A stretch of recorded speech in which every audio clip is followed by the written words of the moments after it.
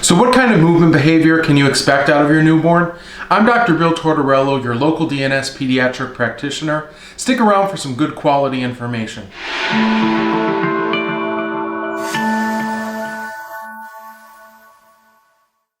First, let's define some terms. When I refer to newborns, I'm talking about the first 6 weeks of life.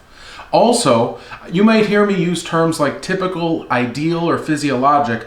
These are all synonyms for normal movement behavior.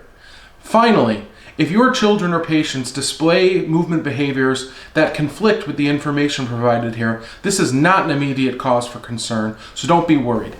One thing to understand about our newborns is that their brains are still not fully mature.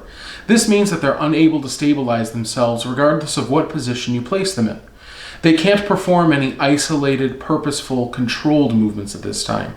What they are displaying is what's called holokinetic movement, which means that if they move one part of their body, like their head or their hand, their entire body will also move as one.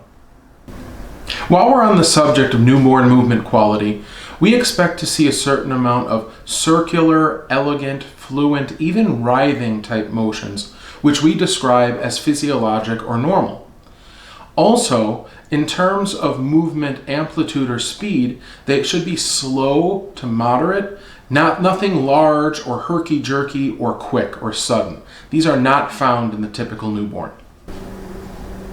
On the other hand, newborn movements should not be monotonous, meaning they keep doing the same thing over and over. They should also not be asymmetrical. That means that what one side of the body can do, the other side of the body can do.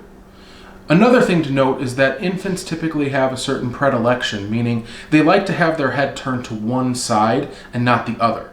This is typical up to 6 weeks old, but even with predilections, the baby ought to be capable of turning their head from one side to the other. So we want to make sure that that's possible. Additionally, newborns keep their thumbs tightly enclosed inside of their fists. Now, they should have the capacity to open their hands and extend their fingers occasionally, but keeping the thumb inside the fist is a typical newborn pattern. Finally, we need to remember that all movements are part of the entire body at this point, meaning if they move their arm, the other arm should be moving, the legs should be moving, the pelvis should be moving, the head should be moving. This is a display of holokinetic movement, and this is the signature for newborn movements. All right. Hopefully everybody learned something new today. If you like what you heard, hit the subscribe and like button. If you have any particular questions, feel free to comment down below. My name is Dr. Bill Tortoriello, and I'll see you next time.